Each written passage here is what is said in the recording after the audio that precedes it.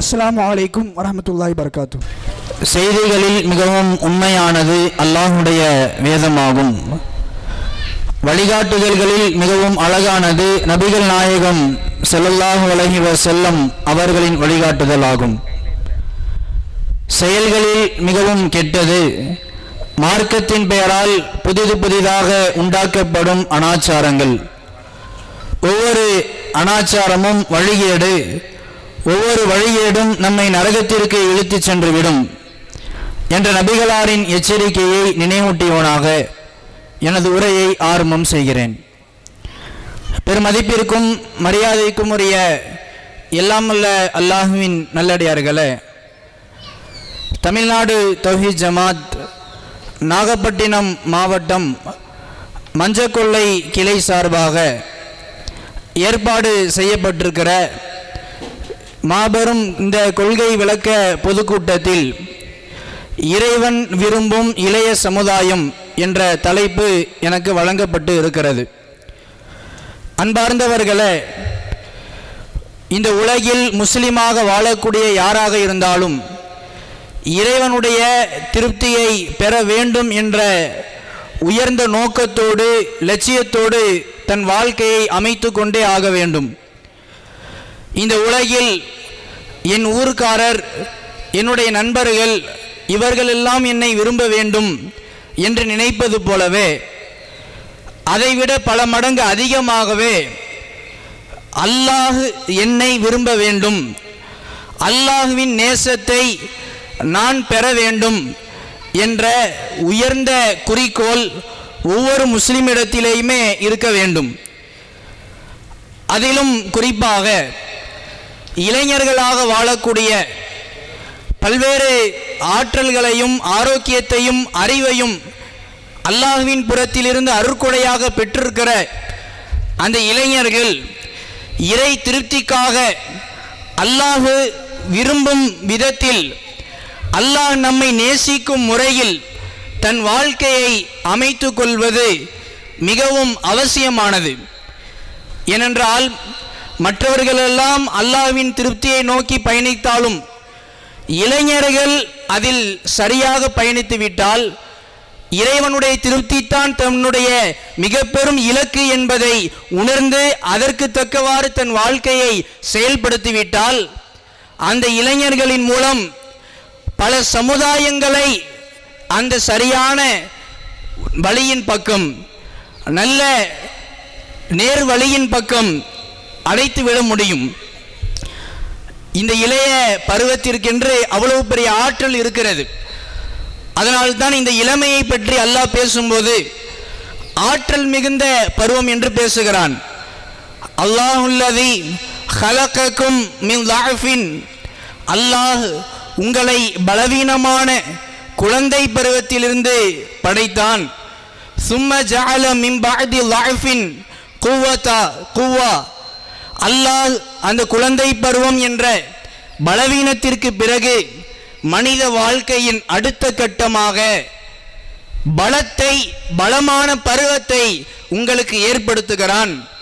சும்ம ஜஅல மின் பஅதி குவ்வத்தின் லாஃபன் ஷைபா, அந்த பலமான இளமை பருவத்திற்கு பிறகு பலவீனமான முதுமையை ஏற்படுத்துகிறான். இந்த வசனத்திலே மனித வாழ்க்கையை அல்லாஹ் 3 கூறுகளாக பிரித்து பேசுகிறான். ஒன்று குழந்தை பருவம், இரண்டாவது இளமை பருவம், மூன்றாவது முதுமை பருவம். இந்த மூன்றில் குழந்தை பருவத்தையும் முதுமை பருவத்தையும் பலவீனம் என்று அல்லாஹ் சொல்கிறான். அந்த 2 பருவங்களிலும் நம்முடைய உடல் ஆரோக்கியம் அவ்வளவு இருக்காது. குழந்தை பருவத்தில் இருக்கக்கூடிய நிலையில் அறிவாற்றல் அவ்வளவு இருக்காது. முதுமை பருவத்தில் ஓரளவுக்கு அறிவாற்றல் இருந்தாலும் அந்த அறிவின்படி தன் வாழ்க்கையை உழைப்பை செலுத்துவதற்கு உடல் பலம் இருக்காது. ஆனால் இரண்டும் ஒரு சேர உறுதியான பலமான பருவம் என்பது இந்த இளைய பருவம். இளைஞர்கள் இதை முதலில் உணர வேண்டும். இளைஞர்கள் நாம் இருக்கிற பருவம் சாதாரண பருவம் அல்ல, மனித குலத்திலேயே பலமான பருவத்தில் நாம் இருக்கிறோம். இது அல்லாஹ் நமக்கு தந்த மிக பெரும் அருட்கொடை என்பதை முதலில் உணர வேண்டும். முதுமை பருவத்தில் என்ன நடக்கும்? மறதி ஏற்படும், அவர்களுடைய உடல் பல நோய்களுக்கு ஆட்படும். ஆனால் இளமையில் அதற்கான வாய்ப்புகள் மிக குறைவு. அல்லாஹ் எவ்வளவு பெரிய ஆற்றலை நமக்கு தந்திருக்கிறான். இளைஞர்கள், இளம் பெண்கள் உணர வேண்டும். அல்லாஹ் மூசா அலைஹிஸ்ஸலாம், யூசுப் அலைஹிஸ்ஸலாம் அவர்களை பற்றியெல்லாம் பேசும்போது ஃபலம்மா பலக அசுத்தஹு, அவர்கள் தன்னுடைய இளமை பருவத்தை அடைந்த போது ஆத்தைனாஹு ஹுக்மன் வ இல்மா, அந்த நபிமார்களுக்கு கல்வியையும் ஞானத்தையும் அந்த இளமை பருவத்தில் தான் கொடுத்தோம் என்று அல்லாஹ் சொல்கிறான். கல்வி ஆற்றலில் மேம்படுவதற்கு ஒரு மனிதனுக்கு மிகவும் அத்தியாவசியமான பருவம் இளமை பருவம். அதனால தான் பல நிறுவனங்கள், அரசியல் கட்சிகள், பல இயக்கங்கள் தங்களுடைய நிறுவனத்தை, தனது அமைப்பை முன்னேற்றுவதற்கு இளைஞர்களையே குறிப்பாக்குறாங்க. முதுமை வயசில் இருந்தால் அவங்க அனுபவத்தை சொல்லுவாங்க. களத்தில் இருந்து செயலாற்றுவதற்கு, அறிவாற்றலோடு மக்களை அணுகுவதற்கு இளைஞர்கள் வேண்டும். அப்போதுதான் இந்த உலகத்தின் இயக்கத்தை முன்னேற்றக்கூடிய அந்த முன்னேற்றம் ஏற்படும் என்பதை அனைவருமே உணர்ந்து இருக்கிறதை நம்மால் பார்க்க முடிகிறது. அது மட்டுமல்ல, இந்த பருவத்தில்தான் ஓய்வு நேரங்கள் அதிகமாக கிடைக்கும். இந்த பருவம் எப்படிப்பட்ட பருவம் என்றால், உழைப்பதற்கு தானாக அவர் உழைப்பை செலுத்தினாலே தவிர அவருக்கு உழைப்பு என்பது கட்டாயமாக ஆக்கப்படாது. ஒரு குறிப்பிட்ட வயது வரை, அதற்கு பிறகு அவர் உழைத்தாக வேண்டும். படிக்கக்கூடிய காலகட்டங்களில் ஏராளமான ஓய்வு நேரங்கள் இளைஞர்களுக்கு, இளம் பெண்களுக்கு இருக்கும். அந்த ஓய்வு நேரங்களும் அல்லாஹ்வுடைய அருட்கொடை என்பதை உணரணும். அல்லாஹ்வுடைய தூதர் சொன்னாங்க, நிஅமத்தான் மக்பூனுன் ஃபீஹிமா கஸீரும் மினன் நாஸ், மனிதர்களில் அதிகமானவர்கள் இரண்டு அருட்கொடைகள் விஷயத்தில் கவனமில்லாமல் இருக்கிறார்கள். அஸ்ஸிஹத்து அல் ஃபராக், அதில் ஒன்று ஆரோக்கியம், இன்னொன்று ஓய்வு நேரம் என்ற அருட்கொடை. அல்லாஹ் உனக்கு ஆரோக்கியத்தை தந்தா, அந்த ஆரோக்கியத்தை நீ எப்படி செலவழித்தாய்? உடல் வலிமையை தந்தான், உடலால் பல நன்மையான காரியத்தை உன்னால் செய்ய முடியும், சமுதாயத்திற்கு நன்மையை பயக்க முடியும், பலவிதமான மார்க்க பணிகளை உன்னால் செய்வதற்கு உனக்கு ஆற்றல் கொடுக்கப்பட்டிருக்கிறது. ஆனால் அந்த ஆற்றலை நீ எவ்வாறு பயன்படுத்தினாய்? சாதாரண அருட்கொடையா? அதற்கு தக்கவாறு அல் ஃபராக், ஓய்வு நேரம், ஏராளமான நேரங்கள் உனக்கு வழங்கப்படுகிறது. அதை எப்படி செலவழிக்கிறாய் என்ற கேள்விகள் எல்லாம் இளைஞர்களுக்கு முன்னால் வந்து நிற்கும். மறுமையில் அல்லாஹ் கேட்பான், சும்மல துஸ்அலுன்ன யௌமஇதின் அனின் நஈம், நீங்கள் உங்கள் அருட்கொடைகளை பற்றி அல்லாஹ்விடம் விசாரிக்கத்தான் படுவீர்கள் என்று அல்லாஹ் சொல்கிறான். அப்ப இந்த அளவிற்கு அறிவாற்றல், உடல் ஆரோக்கியம், ஓய்வு நேரங்கள் எல்லாம் ஒரு சேர அமைந்த பெரும் அருட்கொடை இந்த இளைய பருவம். இத்தகைய இளைய பருவத்தை அல்லாஹுவின் விருப்பத்திற்கு தகுந்த விதத்தில் ஒவ்வொரு இளைஞனும் ஒவ்வொரு இளம் பெண்ணும் அமைத்து கொள்ள வேண்டும் என்றால் என்ன செய்ய வேண்டும்? எப்படிப்பட்ட மனநிலையை இளைஞர்கள் தங்கள் மனதில் பதிய வைத்து கொண்டால் இந்த இளைய பருவத்தை சரியாக பயனுள்ள விதத்தில் கழிக்க முடியும்? ஒழுக்க சீர்கேடுகளின் பக்கம் போகாமல், தீமையின் பக்கம் செல்லாமல், பாவத்தை செய்யாமல் நன்மையில் ஊறி திளைக்க, அல்லாஹ்வின் மார்க்கத்திற்காக தன் நேரத்தை செலவிட, அல்லாஹ்வின் திருப்தியை பெறும் விதத்தில் பல அமல்களில் ஈடுபடுவதற்கு என்ன செய்ய வேண்டும்? என்ன மனநிலையை முதலில் இளைஞர்கள் தங்கள் உள்ளத்தில் ஏற்படுத்த வேண்டும் தெரியுமா? இந்த உலகம், இந்த உலகத்தின் கவர்ச்சிகள், இந்த உலகத்தின் அலங்காரங்கள், இது அனைத்தும் அழியக்கூடியது, அற்ப சுகம் என்பதை முதல்ல உணரணும். பல ஆசைகள், பல ஆடம்பரங்களை எதிர்பார்க்கும் எண்ணங்கள் இன்றைய இளைஞர்களிடத்தில் ஊறி போய் இருக்கிறது.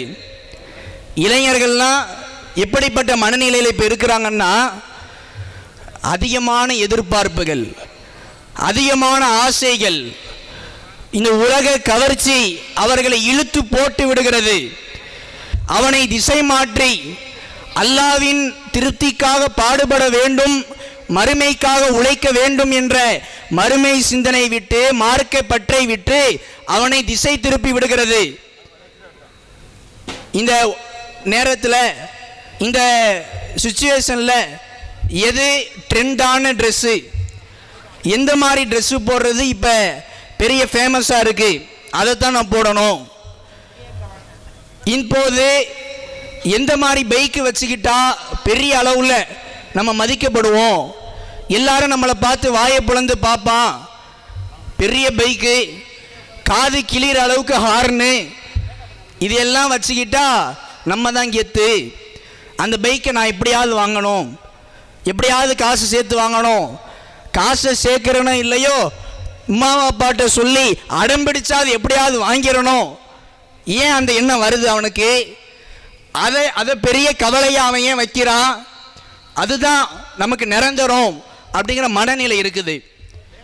அதுதான் மனநிலை. உலகத்திற்காக அவன் சாய்ந்து விடுகிறான்.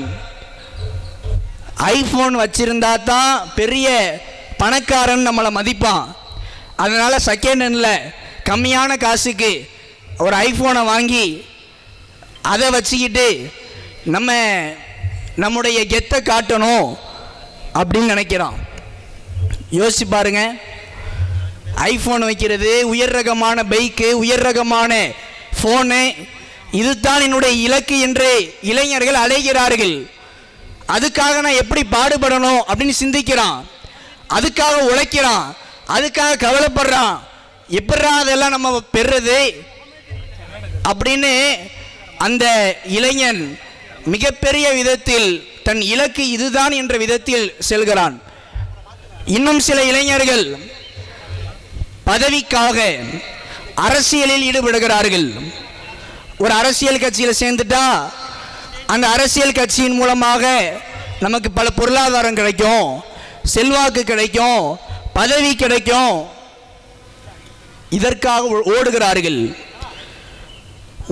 இப்போ அவருடைய எண்ணம் என்னவா இருக்கு? விதவிதமாக கலர் கலராக ட்ரெஸ்ஸு போடணும்.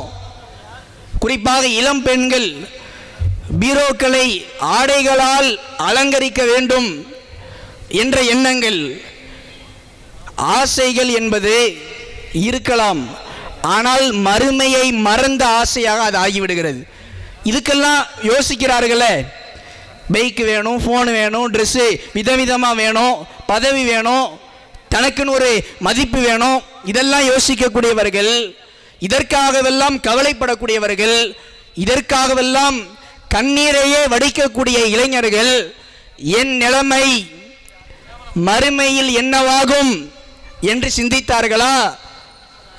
இந்த என்னுடைய வாழ்க்கை முடிந்த பிறகு அல்லாஹ்வை சந்திக்கும் போது அல்லாஹ் என்னை நேசிக்கும் விதத்தில் அந்த சந்திப்பு இருக்குமா, அல்லது அல்லாஹ் என்னை தண்டிக்கும் விதத்தில் இருக்குமா என்று அவர்கள் யோசித்து இருக்கிறார்களா? அதற்காக அக்கறைப்பட்டிருக்கிறார்களா? இந்த உலகத்தில் அவன் இதை வச்சிருக்கிறான், அவன் இப்படி சம்பாதிக்கிறான், அவன் இதை படிக்கிறான், நானும் அதே மாதிரி படிக்கணும், நானும் அதே டிகிரியை பெறணும், இப்படியெல்லாம் எதிர்நோக்கக்கூடிய தன் ஆடம்பரங்களை வெளிப்படுத்தக்கூடிய இளைஞர்கள் ஏன் மறுமையை பற்றி சிந்திக்கவில்லை? மனநிலையை முதல்ல சீராக்கணும். நான் வாழ்வதே இந்த உலகத்திற்காக அல்ல. இன்ன ஸலாத்தி வ நுசுகி வ மஹ்யாய வ மமாத்தி லில்லாஹி ரப்பில் ஆலமீன். என் தொழுகை, என் வாழ்க்கை, என் மரணம் எல்லாம் அகிலங்களின் இறைவனான அல்லாவுக்கே உரியது. நான் எதுக்கு வாழ்றேன் தெரியுமா? அல்லாஹ் என்னை விரும்பணுங்கிறதுக்காகத்தான். இந்த மனநிலையை மறந்து உலக கவர்ச்சியும் ஆடம்பரமுமே இளைஞர்களுடைய மனதை ஆட்டி வைக்கிறது. இப்போ முதலில் இதுக்கு என்ன தீர்வு? இளைஞர்கள் சீர்கெட்டு போறான், போதைக்கு அடிமையாகிறான், தவறான வழிக்கு செல்றான் அப்படின்னு புலம்புறோம். என்ன தீர்வு? மறுமைக்காக நீ வாழணும். நீ இதை செய்யணும், இதை செய்யக்கூடாது, இது ஹலால், இது ஹராம், இது சரி, இது தப்பு, இதுதான் மார்க்கத்தின் வரையறை, இதை தாண்டக்கூடாது, இதுதான் கட்டுப்பாடு. இதையெல்லாம் ஏற்படுத்தி அதன்படி வாழும்போது தான் நீ மறுமையில் வெற்றி பெற முடியும் என்று அல்லாஹ் சொல்லக்கூடிய போதனைகளை இளைஞர்கள் மனதில் பதிய வைக்க வேண்டும். அல்லாஹ் சொல்கிறான், அல் மால் வல் பனூன் ஜீனத்துல் ஹயாத்தி துன்யா. இந்த செல்வம், இந்த உலக வாழ்க்கையின் இன்ன பிற இன்பங்கள் அனைத்தும் இந்த உலக வாழ்க்கையின் அற்ப சுகங்கள், அது அற்ப இன்பங்கள், அலங்காரங்கள். வல் பாக்கியாத்து சாலிஹாத், நீ செய்யக்கூடிய நிரந்தரமான நன்மைகள் இருக்கிறதே அதுதான் ஹைருன் இன்த ரப்பிக், உன் இறைவனிடத்தில் மிகவும் சிறந்தது. நீ உலகத்தை நோக்கியே ஓடாத. என் இறைவனுடைய திருப்தியை பெறணும்னா நான் என்ன செய்யணும், எப்படி நடக்கணும், என்னுடைய கட்டுப்பாடு எப்படி இருக்கணும், இதை யோசித்து பார். زين للناس حب الشهوات من النساء والبنين والقناطير المقنطرة من الذهب والفضة والخيل المسومة. அல்லாஹ் சொல்கிறான், மனிதர்களுக்கு மனோ இச்சைகள் அழகாக்கப்பட்டிருக்கிறது. பெண்கள், ஆண் மக்கள் விதவிதமான தங்க குவியல்கள், வாகனங்கள், இப்போ பைக் இப்படி வேணும் அப்படி வேணும்னு எதிர்பார்க்கிறானே, அதனுடைய அலங்காரத்தையே தன் பெரிய இலக்காக லட்சியமாக வைக்கிறானே, இதுவெல்லாம் மனிதர்களுக்கு அழகாக ஆக்கப்பட்டிருக்கிறது தான். ஆனால் இதை விட சிறந்ததை நான் சொல்லவா? எனக்கு பைக் வேணும், ஃபோனு வேணும், பெரிய ஆடம்பர உலகம் வேணும் இப்படின்னு மட்டுமே அலையக்கூடிய இளைஞர்கள், ட்ரெண்டிங் எது, என்னுடைய வாழ்க்கையை எப்படி சீரா ஆக்குறது அப்படி இதை மட்டும் நினைக்கக்கூடிய இளைஞர்கள், இதை விட உனக்கு சிறந்ததை சொல்லவா அப்படின்னு நல்லா கேட்குறான். குல் ஹல் உனப்பியுக்கும், இதை விட சிறந்தது எது தெரியுமா? அல்லாஹ்விடம் இருக்கக்கூடிய அந்த தங்குமிடம் சொர்க்கம். அதுக்காக நீ பாடுபடணும், அந்த எண்ணத்தை நீ மனதில் வைக்கணும். அல்லாஹ் சொல்வது, உலக கவர்ச்சியை புறந்தள்ளிவிட்டு உலகத்தின் தேவையை நாம் அனுபவிக்கலாம், எது தேவையோ அதை அனுபவித்துக் கொள்ளலாம். ஆடம்பரத்தை, ஆசைகளை அதிகப்படுத்தும் போது அது நம்மை மார்க்கத்தை விட்டு திசை திருப்புகிறது. தொழுகை பற்றிய சிந்தனை இளைஞர்களுக்கு இல்லை, குர்ஆன் ஓதுவதை பற்றிய அக்கறை இல்லை, மார்க்கத்தை பிறருக்கு எடுத்துரைக்க வேண்டும் என்ற எண்ணம் இல்லை. வெறுமன நான் கெத்தா வாழணும், நான் கெத்தா இந்த சமுதாயத்தில் திகழணும், பதவியை வகிக்கணும், அது உன்னுடைய இலக்கு இல்லை. அதுக்காக ஒரு முஸ்லிம் வாழக்கூடாது. மறுமைதான் சிறந்த இலக்கு என்பதை உணர வேண்டும் என்பதை அல்லாஹ் சொல்லி காட்டுகிறான். நபிகள் நாயகம் ஸல்லல்லாஹு அலைஹி வஸல்லம் அவர்களுடைய காலத்திலும் இளைஞர்கள் இருந்தார்கள். அல்லாஹ்வின் நேசத்தை பெற்ற இளைஞர்களாக இருந்தார்கள். முஸஅப் இப்னு ஜுபைர் என்று சொல்லக்கூடிய அந்த இளைஞர் தன் வாழ்க்கையிலே, முஸஅப் இப்னு உமைர் என்று சொல்லக்கூடிய அந்த இளைஞர் தன் வாழ்க்கையில் பெரிய பணக்கார குடும்பத்தில் பிறந்தவர். மக்காவில் வசித்தார். நல்ல செல்வந்தர், செல்வந்த குடும்பத்தில் பிறந்தவர். மக்காவில் வசித்து கொண்டிருந்த அவர் அல்லாஹ்வின் மார்க்கத்தை சரியாக மக்காவில் பேண முடியவில்லை என்பதற்காக தன்னுடைய பல சொத்துக்களை, பல இன்பங்களை செல்வங்களை அப்படியே விட்டுவிட்டு மதீனாவிற்கு ஹிஜ்ரத் செய்து வந்தார். பெரிய பணக்காரராக வாழ்ந்தவர் அல்லாஹ்வின் மார்க்கத்திற்காக அதுவெல்லாம் இந்த உலகத்தின் கவர்ச்சிகள் என்று தூக்கி போட்டுவிட்டு எனக்கு அல்லாஹ்வுடைய திருப்தி கிடைக்கணும், நான் சரியான முறையில் வாழணும். இன்னைக்கு இளைஞர்களுக்கு மத்தியில் மார்க்கப்படி உன் வாழ்க்கை இருக்குதான்னு கேட்டால் என்ன பதில் வரும்? இந்த உலகம் கொஞ்ச காலம்தான், நான் என் இஷ்டத்துக்கு தான் வாழுவேன், மை லைஃப் மை ரூல்ஸ், என்னை யாரும் கேள்வி கேட்கக்கூடாது, இப்படி இருக்கிறான். இருக்கிறது கொஞ்ச காலங்க, ஜாலியாக வாழ்ந்துட்டு போகணும், எல்லாத்தையும் அனுபவிக்கணும், இது செய்யாத அது செய்யாதன்னா நான் எப்படித்தான் வாழ்கிறதுன்னு கேட்கிறார்களே, அந்த இளைஞர்கள் மனதில் பதிய வையுங்கள். இந்த வாழ்க்கை, இது போன்ற நிலைப்பாடு, இது போன்ற ஒரு முடிவு மறுமை நம்பியவனுடைய நிலையாக இருக்காது. உண்மையிலே மறுமை நம்பிய இளைஞன் என்றால், சொர்க்கத்திற்கு ஆசைப்படும் இளைஞன் என்றால், அல்லாஹ்வின் திருப்தியை எப்படியாவது நான் பெற்றுவிட வேண்டும் என்ற எண்ணத்தில் செயல்படும் இளைஞன் என்றால், உலகத்தின் கவர்ச்சிகளை விட அல்லாஹ்வின் மார்க்கத்தை நான் கடைபிடிப்பது முக்கியம். நான் எப்படி முடிவெட்டணும் அதையும் மார்க்கம் சொல்லியிருக்கு, நான் எப்படி திருமணம் முடிக்கணும் அதையும் மார்க்கம் சொல்லியிருக்கிறது, எப்படி பெரியவர்களிடத்தில் நடந்து கொள்ளணும் அதையும் சொல்லியிருக்கிறது, நேரங்களை எப்படி வீணடிக்காமல் இருக்கணும் அதை பற்றி மார்க்கம் பேசுகிறது. அதுக்கு தக்கவாறு தான் நடப்பேன். உலகத்தின் கவர்ச்சிக்காக நான் அதை விட்டுவிட மாட்டேன். அப்படி முஸஅப் இப்னு உமைர் இருந்தார். அவர் மௌத்தா போகும்போது பெரிய செல்வந்தராக வாழ்ந்தவர் தானே, ஆனால் மார்க்கத்திற்காக அனைத்தையும் இழந்து தன் இளமை பருவத்திலேயே அவர் மௌத்தா போய்விட்டார், இளமை பருவத்திலேயே மரணித்து விட்டார். அந்த இளைஞர் மரணித்த பிறகு அவருக்கு கஃபன் போடணும்ல, கஃபன் துணி வச்சு மறைக்கணும்ல, அந்த கஃபன் துணியை வச்சு மறைக்கும் பொழுது ஃபலம் யூஜதுலஹு மா யுகஃபனு ஃபீ இல்லா புர்தா, ஒரே ஒரு துணி தான் இருந்துச்சு அவருக்கு. தலையை மறைத்தால் கால் பாதம் தெரிகிறது, காலை மறைத்தால் தலை தெரிகிறது. அப்படி என்றால் மார்க்கத்திற்காக அனைத்தையும் இழந்தார். அப்படி இழக்க வேண்டும் என்று இளைஞர்களுக்கு சொல்லவில்லை, கொஞ்சமாவது மார்க்க பணிக்காக தியாகம் செய்யுங்கள். தொழுகைக்காக நேரம் ஒதுக்க கூட இன்றைய இளைஞர்களுக்கு மனம் வருவதில்லை என்றால் எதை நோக்கி செல்கிறோம்? இன்னும் இந்த மார்க்க விஷயத்திற்காக தங்களுடைய உலக கவர்ச்சிகளை துறந்தவர்களில் ஃபாத்திமா ரலியல்லாஹு அன்ஹா அவங்க வேலையில் ஈடுபடுறாங்க.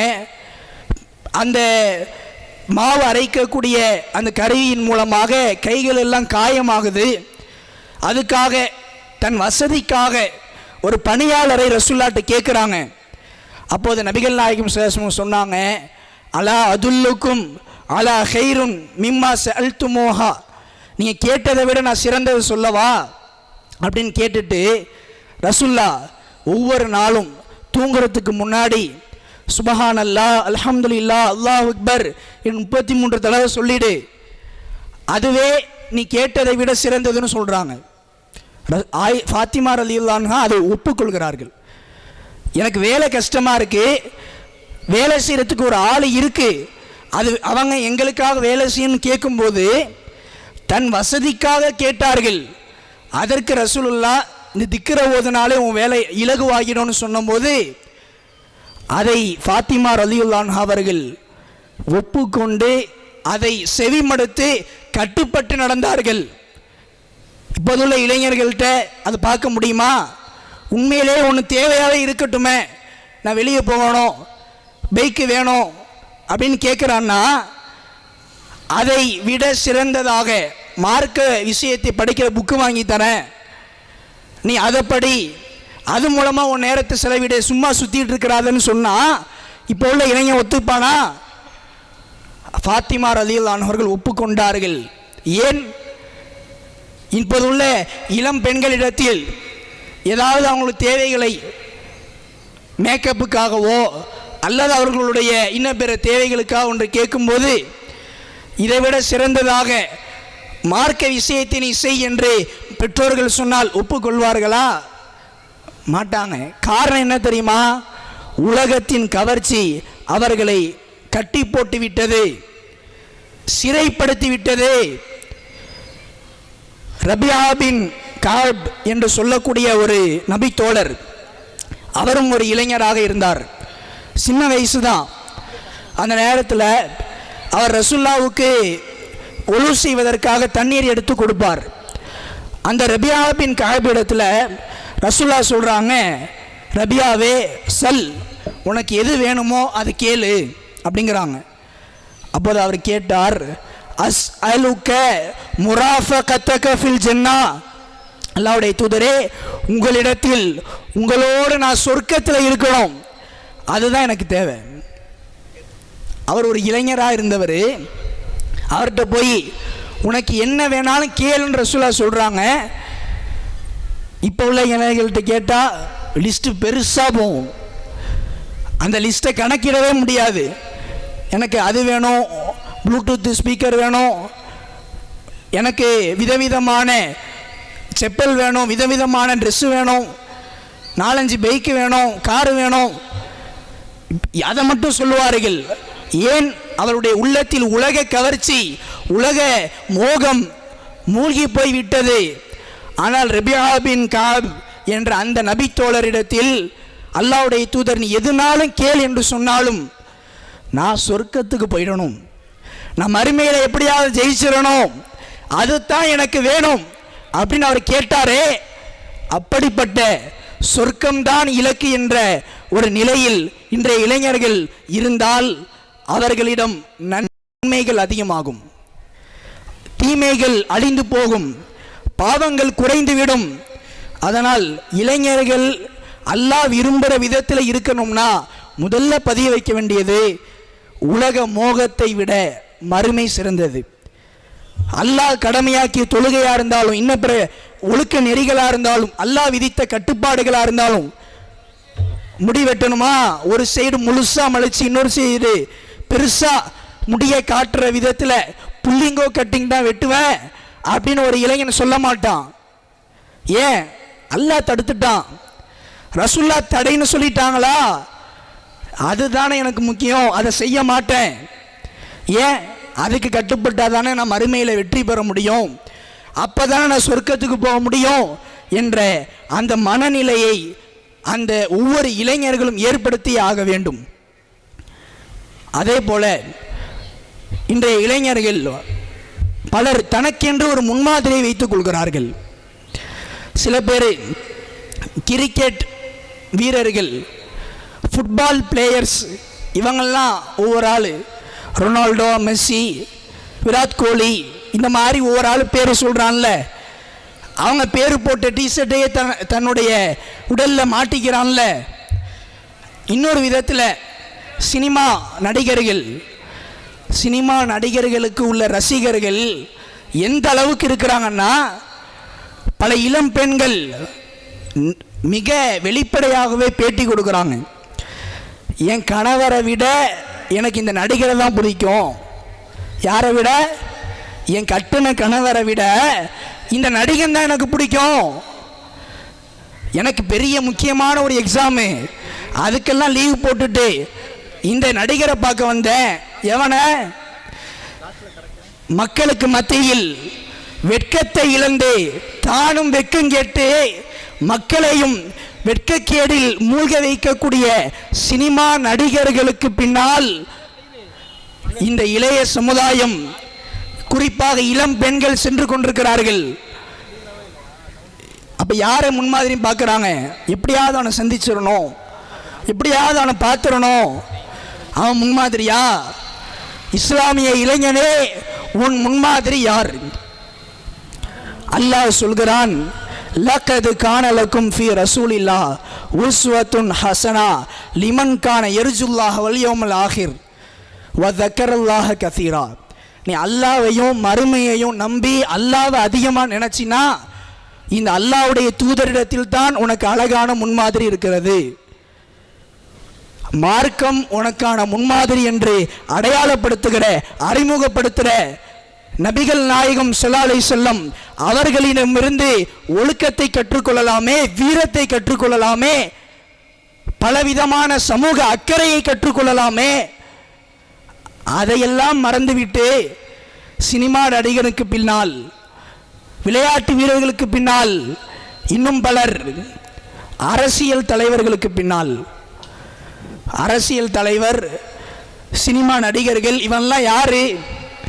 தன்னுடைய சுய லாபத்துக்காக இந்த உலகத்தில் வாழ்பவர்கள், தன்னுடைய செல்வாக்கை நிரூபிப்பதற்காக பலவிதமான நடிப்புகளை நடிப்பவர்கள். நடிக்கிறவனையெல்லாம் தனக்கான முன்மாதிரியாக எடுத்துக்கொள்ளக்கூடிய இளைஞர்கள், தன் விருப்பம், தன் நேசம் அனைத்தும் அவர்கள் மீது இருக்கிறது என்று ஒரு நிலையில் இருக்கக்கூடியவர்கள் ஒன்றை புரிந்து கொள்ள வேண்டும். மறுமையிலே சொர்க்கத்திற்கு செல்ல வேண்டுமென்றால் நமக்கு ஈமான் முதன்மையானது. அந்த ஈமானின் சுவையை சுவைக்க வேண்டுமென்றால் இந்த உலகத்தில் உள்ள அத்துணை பேரையும் விட அல்லாஹ்வையும் ரசூலையும் தான் முதன்மையான நேசத்திற்குரியவராக ஆக்க வேண்டும். யார் உன நேசத்துக்குரியவர்? என் தாய் தந்தையை விட, என் சகோதரர்களை விட, அண்ணன் தம்பியை விட, நண்பர்களை விட, மனைவியை விட அல்லாஹ் சொன்ன கட்டளை அதுதான் எனக்கு முக்கியம். என் தாய் தந்தையே வரதட்சணை வாங்கணும் சொன்னாலும் நான் வாங்க மாட்டேன்னு நிற்கணும். இப்படிப்பட்ட ஒரு வழிகாட்டுதல் தான், ஈமானின் சுவைதான் உன்னை உண்மையாக சரியான முஸ்லீமாக வார்த்தெடுக்கும் என்பதை மறந்து இது மாதிரியான கேடு கெட்டவர்களை முன்மாதிரி என்று அவர்கள் ஆக்கிக்கொள்வதை பார்க்கிறோம். அதிலேயே மயங்கி சினிமாவுடைய தாக்கம், இசையில் மூழ்கி விடுகிறார்கள். இசையில் மூழ்கி இசையை கேட்குறதெல்லாம் ஒரு பாவமா? ரொம்ப டென்ஷனாக இருக்குது, ரொம்ப மன அழுத்தமாக இருக்குது, அதனால் என்ன செய்ய போகிற? ஹெட்ஃபோனை போட்டு இல்லை ப்ளூடூத்தை போட்டு பாட்டு கேட்க போகிற. எதுக்கு பாட்டு கேட்ப? அப்போ தான் மைண்ட் ரிலாக்ஸாக இருக்கும். அது குரான் ஓத தெரியலை, அலிஃப் பாத்தா தெரியலை, கேட்டால் 20 வயசு 18 வயசு, அல்லாஹ்வுடைய வார்த்தை அவனுடைய வாயில் மொழிய வரவில்லை, படிக்க தெரியவில்லை, அதை பற்றி அக்கறையோ கவலையோ இல்லை. அல்லாஹ் எனக்கு தந்த வார்த்தை என்னால் படிக்க தெரியலையேன்னு அதுக்கு வெக்கம் இல்லை. ஆனால் பல பாடல்களை இசையோடு கலந்து கேட்பதையும் பாடுவதையும் பார்க்கிறோம். இதில் இன்னொரு விஷயத்தையும் சொல்லணும். ஆனுவல் டே என்கிற பெயரில் பள்ளிக்கூடங்களில் பல கலாச்சாரம் கலை நிகழ்ச்சிங்கிற பெயரில் இசையை போட்டு தன் பிள்ளைகளை ஆட வைக்கக்கூடிய பெற்றோர்களும் இதுக்கு பொறுப்பு. அதுதான் எப்படி ஆகுது? சினிமாக்கள் அடிமையாகிறான். இசை, இஸ்லாம் இசையை தடுத்திருக்கிறது. மது, விபச்சாரம் போன்ற பட்டியலில் நபிகளார் இசையை கேட்பதை வைத்தார்கள். அதுக்கு ஏன் போறான்னா, சிறு வயசுலேயே ஆண்டு விழாங்கிற பெயரில் குத்தாட்டம் போகிறது, கூத்தடிக்கிறதை பாராட்டுகிற பெற்றோர்கள் இருப்பதால் அது இன்னொரு ஒரு படி மேலே போய் சினிமா பாட்டை போட விட்டு இஸ்லாமிய பெண்கள் ரீல்ஸ் எடுத்து, ரீல்ஸுங்கிற பெயரில் தன்னை வீடியோ எடுத்து அதை பரப்புகிறார்கள். காரணம் என்ன? அவங்களுடைய சின்ன வயசுலேருந்து அது பழக்கமானது. ஆனால் ஒன்றை புரிந்து கொள்ள வேண்டும். இந்த உலகத்தில் ஒருத்தவன் என்னை பார்த்து ரசிப்பான், ஒருத்தவன் என்னை பாராட்டுவான், இதுதான் இந்த உலகத்துடைய ட்ரெண்டு. நான் டான்ஸ் ஆடுவேன், நான் சினிமா பாட்டுக்கு தன் உடலை அசைப்பேன் அப்படின்னு செயல்பட்டால் மறுமையிலே அல்லாஹ்விற்கு முன்னால் நிற்கும் பொழுது உலகத்துடைய விருப்பத்தை எல்லாம் நீ பெற்றிருக்கலாம், ஆனால் உலகத்திலேயும் அவமானமும் கிடைக்கும். அல்லாஹ்விற்கு முன்னால் மிக பெரும் சாபத்தை பெறக்கூடிய நிலை வரும். பெண்களுக்கு அல்லாஹ் சொல்லக்கூடிய கட்டளை என்ன? லா யுபுதீன ஸீனத்தஹுன்ன, அவர்கள் தங்களுடைய அலங்காரங்களை வெளிப்படுத்தக்கூடாது. அல்லாஹ்வுடைய கட்டளை தானே. அது இளம் பெண்கள் ரீல்ஸ் போடுறது ஒரு பக்கம்னா, விதவிதமான ஆடைகள் புர்காங்கிற பெயரில் ஒரு ஷாலை போட்டுக்கிறாங்க, பார்த்தா முழுசாக டிசைன், கல் டிசைன், ஷால்லையும் டிசைனு, புர்காலையும் டிசைனு. எதுக்கு புர்கா? அலங்காரத்தை மறைக்கிறதுக்கு புர்கா. இறுக்கமாக அணிவதற்கு, அலங்காரமாக அணிந்து கொள்வதற்கு புர்கா இல்லை. அல்லாஹ்வுடைய தூதர் இப்படிப்பட்ட பெண்கள் லா யஜிது ரீஹல் ஜன்னா, சொர்க்கத்தின் வாடையை கூட நுகர முடியாது என்றார்கள். இளம் பெண்கள் இந்த விஷயத்திலேயும் மிகுந்த கண்ணும் கருத்துமாக மார்க்கத்தின் நிலையை மறுமைக்காக சீர்திருத்த வேண்டும். இன்னும் சில இளைஞர்கள் ஆன்லைன் விளையாட்டுலேயும் மூழ்கி போயிருக்கிறான். ஒவ்வொரு தெரு முனையிலையும் பார்த்தீங்கன்னா, ஒவ்வொரு ஊர்லேயுமே, ஒவ்வொரு தெரு முனையிலையுமே இளைஞர் கூட்டம் இருக்கும். என்ன செய்கிறான்? ஒன்று வீண் பேச்சு பேசிகிட்டு இருப்பான், அல்லது சிகரெட்டு குடிச்சிட்டு இருப்பான், அல்லது ஆன்லைன் கேம் விளையாடிட்டு இருப்பான். எல்லாம் இஸ்லாமிய இளைஞர்கள். வீணான காரியத்தோடு அவர்களுடைய கூட்டம் ஒன்று சேர்கிறது. நபிகள் நாயகம் ஸல்லல்லாஹு அலைஹி வஸல்லம் அவர்களுடைய காலத்திலும் சில இளைஞர்கள் இருந்தார்கள். அவர்கள் எப்படி இருந்தாங்க தெரியுமா? நாங்கள் 20 பேர் இருந்தோம். வநஹ்னு ஷபபா, நாங்கள் இளைஞர்களாக இருந்தோம். ரசூலுல்லாஹ்விடத்தில் மார்க்கத்தை கற்றுக்கொள்வதற்காக போய் தங்கி மார்க்கத்தை கற்றுக்கொண்டு அதை எங்கள் மக்களுக்கு வந்து சொன்னோம். இளைஞர் கூட்டம் ஒன்று சேர்ந்தால் இப்படி நன்மை செய்திருக்கிறார்கள். திண்ணை தோழர்கள் மார்க்கத்தை அறிந்தார்கள், பிறருக்கு எடுத்துரைத்தார்கள். இப்படிப்பட்ட இளைஞர்கள் தான் அல்லாஹ்வின் விருப்பத்தை பெற்றார்கள். ரலியல்லாஹு அன்ஹும், அல்லாஹ் அவர்களை விரும்பிவிட்டான். ஆனால் இப்போ இளைஞர் கூட்டம் ஒன்று சேர்ந்தா ஒன்று சிகரெட்டில், அல்லது வீண் பேச்சுக்கள், பெண்களை கேலி செய்யும் காரியங்கள், ஆன்லைன் விளையாட்டில் மூழ்கி போய் வீணிலேயே தன் நேரத்தை செலவிடக்கூடிய நிலை. மறுமை நாளில் ஒன்றை நன்றாக புரிந்து கொள்ள வேண்டும். ஏன் நரகத்திற்கு வந்தீர்கள் என்று கேட்கும் பொழுது நரகவாசிகள் புலம்புவார்கள், நாங்கள் ஏழைக்கு உணவளிக்கலை, தொழுகலை, அதனால் நரகத்துக்கு வந்தோம். இன்னொரு காரணம் இருக்குது. நாங்கள் நரகத்துக்கு வந்ததுக்கு என்ன தெரியுமா?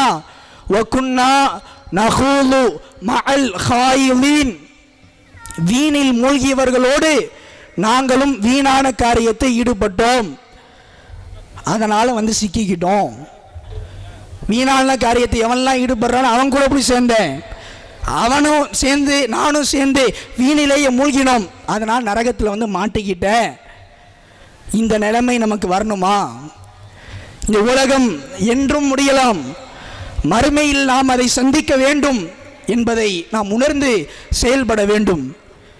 அதே போல இந்த இளைஞர்கள் தங்களுடைய வாழ்க்கையில், பள்ளிக்கூட பருவங்களில், கல்லூரி பருவங்களில் பலவிதமான ஒழுக்கத்தை மீறிய செயல்பாடுகள், அந்நிய பெண்களை தவறான எண்ணத்தில் பார்க்கக்கூடிய இளைஞர்களை பார்க்கிறோம். தவறான முறையில் பழகுகிறார்கள், தனிமையில் சுற்றுகிறார்கள். யாரோட? மனைவியோடையா? கல்யாணம் முடிச்சு மனைவியோட சுற்றுறானா? திருமணமே முடிக்காம தான் படிக்கக்கூடிய கல்லூரியில், தான் இருக்கக்கூடிய தெருவில் உள்ள பெண்களோடு காதல் என்ற பெயரால் காமச்சேட்டைகளில் ஈடுபடுகிறான். மார்க்கம் அடித்து சொல்கிறது, லா யஹ்லுவன்ன ரஜுலும் பி இம்ரா, எந்த ஆணும் ஒரு பெண்ணோடு தனிமையில் இருக்கக்கூடாது. இல்லா சாலிசுஹும ஷைத்தான், மூன்றாவது ஷைத்தான் இருந்துருவான்.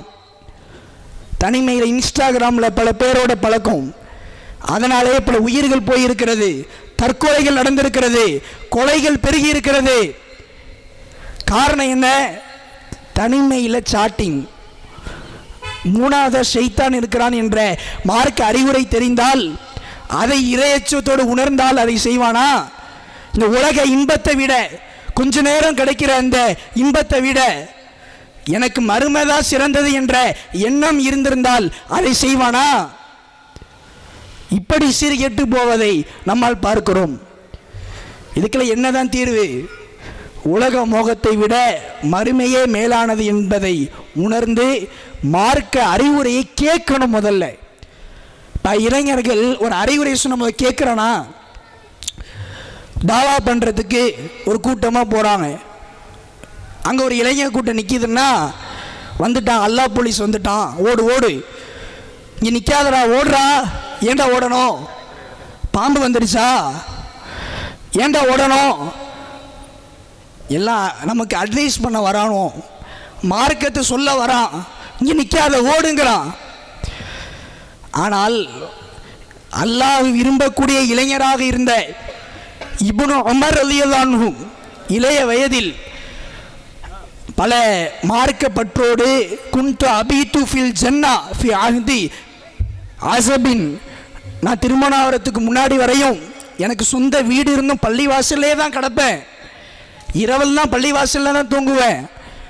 அப்போ ரசூல் எனக்கு ஒரு அறிவுரை சொன்னாங்க, இன்ன அப்துல்லா ரஜுலுன் சாலிஹ், இந்த அப்துல்லா இப்னு உமர் ரொம்ப நல்ல மனிதர், லவ்கான யுக்சிரு சலாத்தல் மினல் லைல், இவர் கொஞ்சம் இரவு தொழுகை தொழுகலாம் அப்படின்னு ஒரு அறிவுரை சொன்னாங்க. அப்புறம் வரலாற்றில் பதிவு செய்யப்படுகிறது, கான இப்னு உமர் லா யதஉ, அந்த சலாத்துல் லைலை ரசூலுல்லாஹ்விடமிருந்து கேட்ட பிறகு விட்டதே இல்லை என்று வரலாற்றில் பதிவு செய்யப்படுகிறது. அறிவுரை சொல்லும்போது அதை செவித்தாழ்த்தி கேட்ட இளைஞர்கள் அந்த சஹாபாக்கள், கேட்டது மட்டுமல்ல அதன்படி செயல்பட்டார்கள். அறிவுரையை கேட்க வேண்டும், என்ன மார்க்கத்தில் இருக்கிறது, மார்க்கத்தில் எது சொல்லப்பட்டிருக்கிறது அப்படின்னு முதல்ல தெரிவதற்கு முதலில் மனம் வர வேண்டும். அதுதான்டா நமக்கு மறுமையை வெற்றி தரும் அப்படின்னு நமக்கு உணர வேண்டும். நண்பர்களை அதற்கு தக்கவாறு நாம் தேர்ந்தெடுக்கணும். யாரை நண்பனை தேர்ந்தெடுக்கிறான், காலேஜுக்கு போகிறான், ஸ்கூலுக்கு போகிறான்னா யார் யாரோ பழகுறான், எல்லாரும் தன் நண்பன்கிறான். பல பேர் போதைக்கு அடிமையானவனாக இருக்கான், பல பேர் லவ்ங்கிற பேரில், காதலுங்கிற பேரில் சீர்கெட்டு மார்க்க வரம்பையும் தாண்டி மானத்தை இழந்து அவமானப்படக்கூடிய நிலையில் செல்கிறான். அவன் கூடலாம் நட்பு வச்சா அதே தான் நமக்கு வரும். அல்லாஹ்வுடைய தூதர் சொன்னார்கள், மஸலு சாஹிபுல் மிஸ்க், ஒரு கஸ்தூரி வைத்திருப்பவனுடைய உதாரணமாக நல்ல நண்பனுக்கு உதாரணம் சொன்னார்கள். நீ நல்ல நண்பனை தேர்ந்தெடு. எப்படி ஒருத்தவன் கஸ்தூரி வச்சிருந்தா அவன் பக்கத்தில் இருக்கும்போது அதன் வாசத்தையோ அல்லது அந்த கஸ்தூரி பூவையோ நீ பெற்றுக்கொள்ள முடியுமோ, நல்லவனோடு சேர்ந்தா அந்த நல்ல விஷயத்தை நீ கற்றுக்கலாம். கெட்டவனுடைய உதாரணமாக ஒரு கொல்லன், அவன் கொல்லன் ஒரு இரும்பை அறுக்கும் பொழுது வரக்கூடிய அந்த தீப்பொறி ஒன்று உன் உடலில் காயத்தை ஏற்படுத்தலாம் அல்லது உன் ஆடையை எரித்து விடலாம். நீ கெட்டவனோட சேர்ந்தா அவன் அந்த கெட்ட பழக்கம் உனக்கு சேர்ந்து அந்த கெட்ட பழக்கம் உனக்குமான பழக்கமாக ஆகி உன் வாழ்க்கையை அழித்துவிடும். நண்பர்களை சரியாக தேர்ந்தெடுக்கணும். அப்போதான் அல்லாஹ் விரும்பக்கூடிய இளைஞர்களாக இந்த இளைஞர்கள் வர முடியும். தன்னுடைய வாழ்க்கையில் எப்படியெல்லாம் அமல்கள் செய்யலாம், ஆரோக்கியம் இருக்கிறது, உடல் வலிமை இருக்கிறது, இப்படிலாம் நான் அமல் செய்யலாம் என்று யோசிக்கணும். அப்துல்லா பின் அம்ர் என்ற இளைஞர் ரசூலுல்லாஹ்வுடைய காலத்தில் இருந்தார். அவர் ஒரே நாளில் குர்ஆன் முழுசு ஓதி முடிக்க முடியும் அப்படின்னு அவர் சொல்கிறார். ரசூல் அப்படிலாம் செய்ய வேணாம், ஒரு மாதத்துக்கு ஒரு தடவை குர்ஆனை முடி, இல்லை அதை விடவும் குறைவான நாட்கள்லேயே குர்ஆனை முடிக்க முடியும். இன்னி உத்தீகு அக்ஸர மின் ஹாதா, இதை விட அதிகமாக என்னால் குர்ஆன் ஓத முடியும்னு சொல்லும் போது ரசூலுல்லாஹ் கொஞ்சம் கொஞ்சமாக நாட்களை குறைக்கிறாங்க. கடைசியாக 3 நாளில் ஒரு தடவை நீ குர்ஆனை முடிக்கலாம் என்று சொல்கிறார்கள். இப்படி அந்த இளைஞர்கள், எனக்கு ஆற்றல் இருக்கு, எனக்கு வலிமை இருக்கு, அதன் மூலம் குர்ஆனை ஓதி நன்மையை நான் எப்படி சம்பாதிக்கலாம், அல்லாஹ்வுடைய திருப்தியை எப்படி பெறலாம் என்றிருந்தார்கள். இப்னு அப்பாஸ் ரலியல்லாஹு அன்ஹு ரசூலுல்லாஹ் இரவு தொழுகை தொழும்போது பக்கத்திலே நின்று தொழுவார்கள். ரொம்ப சின்ன வயதில் சிறுவராக இருக்கும்போதே. இன்னும் சொல்வதாக இருந்தால் ஏராளமான நபித்தோழர்கள் இந்த அமல்கள் விஷயத்தில் முன்னணியில் இருந்ததை போல அம்ரு பின் சலமா என்ற ஒரு நபித்தோழர் குர்ஆனை கற்றுக்கொள்வதில் எவ்வளவு ஆர்வமாக இருந்தார்னா, இன்னியா தலக்கல் குர்ஆன மினர் ருக்பான், யாராவது வெளியூர்ல இருந்து குர்ஆனை கற்றுக்கிட்ட யாராவது வருவாங்க, அவங்கள்ட்ட இருந்து நான் அந்த பயணிகளிடமிருந்து குர்ஆனை கற்றுக்கொள்வேன். அதனால் 7 வயது அல்லது 6 வயதிலேயே மக்களுக்கு தொழுகை நடத்தக்கூடிய இமாமாக ஆனார். இப்போ உள்ள இளைஞர்களுக்கு குர்ஆனில் எத்தனை சூரா தெரியும்? ஒரு 3 சூரா தெரியும், ஒரு 4 சூரா தெரியும், அல்லது எந்த சூறாவும் தெரியாது, அலிஃப் பா தா கூட தெரியாது. எதற்கோ கவனம் செலுத்தக்கூடிய இளைஞர்கள் ஃபோனை எப்படி பயன்படுத்தணும், ஃபேஸ்புக் இன்ஸ்டாகிராமை எப்படி பயன்படுத்தணும், இதுக்கெல்லாம் அறிவை பயன்படுத்த முடிந்த இளைஞர்களுக்கு அல்லாஹ்வின் வார்த்தையை படித்து அல்லாஹ்வின் திருப்தியை பெறுவதற்காக தன் அறிவாற்றலை பயன்படுத்த முடியாதா? தன் சிந்தனை அதற்காக செலுத்த முடியாதா? மார்க்கத்தை அறிவதற்காக அபூ ஹுரைரா ரலியல்லாஹு அன்ஹு தன் இளமை பருவத்திலேயே பலவிதமான கஷ்டங்கள், உல்சிக்கு பத்னி பில் ஹஸ்பாயி மினல் ஜூ, பசிக்கு ஏதோ சாப்பாடு கிடைச்சா போதும் ரசூலுல்லாஹ்வோட இருந்து அவங்க இஸ்லாத்தை ஏற்று 3 வருடங்களில் 5000 ஹதீஸ்களை மனனம் செய்தார்களே.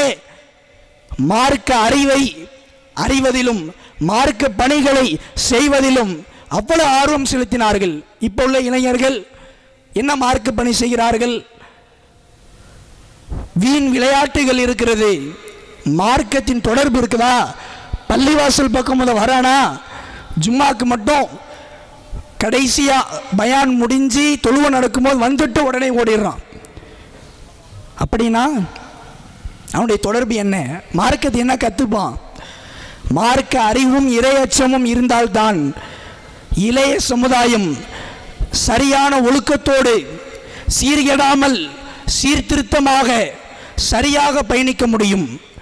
இல்லை என்றால் ஒழுக்கங்கெட்டு உலகத்தின் கவர்ச்சிக்கு அடிமையாகி பால்பட்டு அவமானப்பட்டு உலகத்தையும் இழந்து மறுமையையும் இழக்கக்கூடிய மிக மோசமான நிலை வரும். மார்க்கத்தை எப்படி நான் தெரிஞ்சுக்கணும்? நிறைய ஹதீஸ்களை கேட்கணும், பயானை கேட்கணும். இன்ஸ்டாகிராமை ஃபேஸ்புக்கை பயன்படுத்தக்கூடிய இளைஞர்கள் அதையே மார்க்கத்தை அறிவதற்கான வாய்ப்பாக கருவியாக பயன்படுத்தலாமே. அப்படியே சில இளைஞர்கள் இருக்கத்தான் செய்கிறார்கள். ஆனால் பெரும்பாலான இளைஞர்கள் அப்படி இல்லை.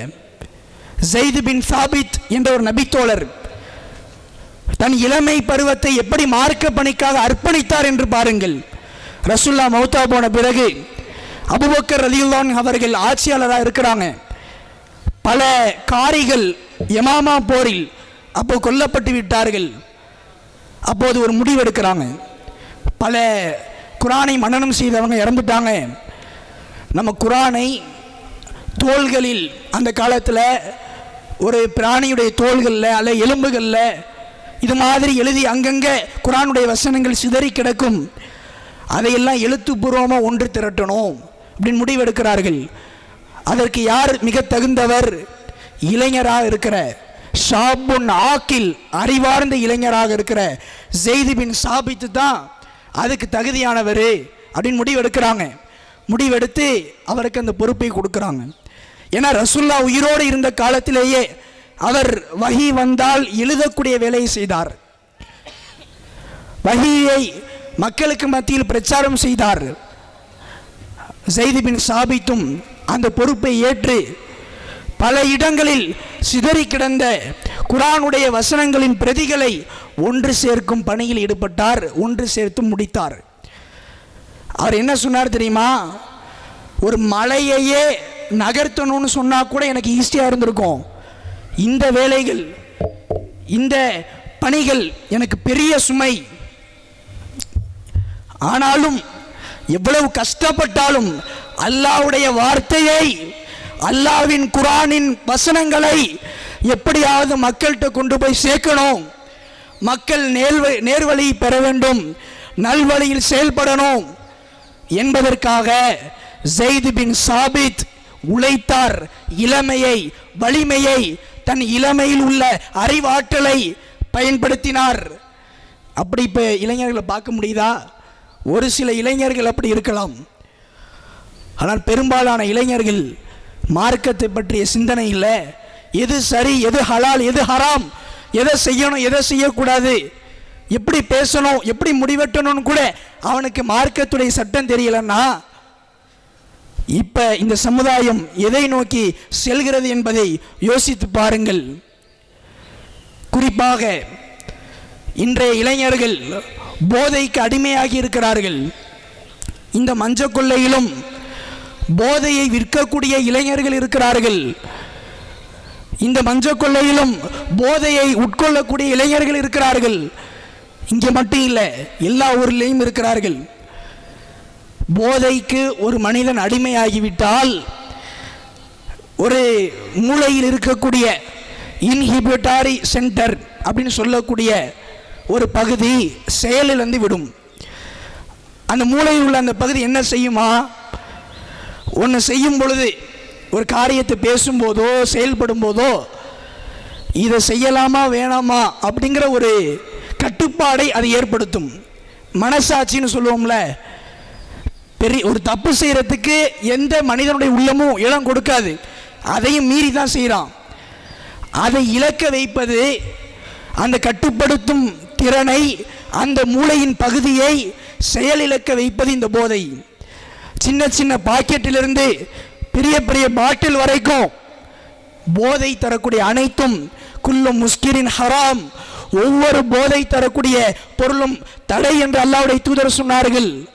இந்த போதை மக்களுக்கு மத்தியிலே உங்களுக்கு பகைமையையும் வெறுப்பையும் ஏற்படுத்தும் என்றார்கள். அல்லாஹ் பேசுகிறான், இஃபுன் கபீர், பெரிய பாவம் இருக்கிறது என்று எடுத்துரைக்கிறான். இந்த போதையின் மூலம் பலவிதமான நெருக்கடிகள், பல அவமானங்கள். போதையை உட்கொண்டுட்டா என்ன நடக்குது? எல்லாத்தையுமே நடக்கும். போதையை ஒருத்தவன் பழக்கமாக்கிவிட்டால் போதையினால் எல்லாத்தையுமே பெறுகிறது. போதையை ஒருத்தவன் சாப்பிட்டே பழகிட்டா திடீர்னு சாப்பிட முடியலன்னா கை கால்லாம் உதறுது. என்ன செய்கிறான்?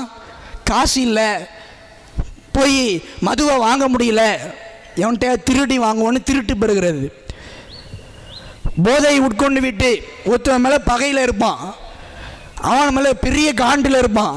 என்னடா செய்யறதுன்னு போய் போதையில் அந்த கட்டுப்பாடு இல்லாமல் கத்தி எடுத்து அவனை குத்தி கொலை செய்கிறான். போதையால் கொலை பெறுகிறது. பல குடும்பங்கள், பல தாய்மார்கள், பிள்ளைகள் பாதிக்கப்படுகிறார்கள். தண்ணியை போட்டுட்டு வந்து அடிக்கிறான். இதனால் அவனுக்கு எனக்கும் விவாகரத்து என்று பிரிகிறார்கள். பல குடும்பங்கள் தற்கொலை செய்கிறார்கள். போதையால் தற்கொலை அதிகமாகிறது. திருட்டு, கொலை, தற்கொலை, விபச்சாரம் உட்பட அனைத்தும் இந்த போதையால் பல்கி பெறுகிறது. இந்த உலகத்தின் கவர்ச்சியில் மூழ்கிய இளைஞர்கள் இப்படிப்பட்ட விஷக்கிருமி மனித குலத்தை நாசமாக்கக்கூடிய பேரழிவு இந்த போதைப் பொருட்களை பயன்படுத்துறது மட்டும் இல்லாமல் தனக்கு லாபம் வரணும்னு போய் விற்கிறான், கஞ்சாவை விற்கிறான். யோசித்து பாருங்கள், நாம் அல்லாஹ்வை சந்திக்க போகிறோம். இந்த உலகத்தின் கவர்ச்சிகள் சில நாட்களுக்குத்தான்.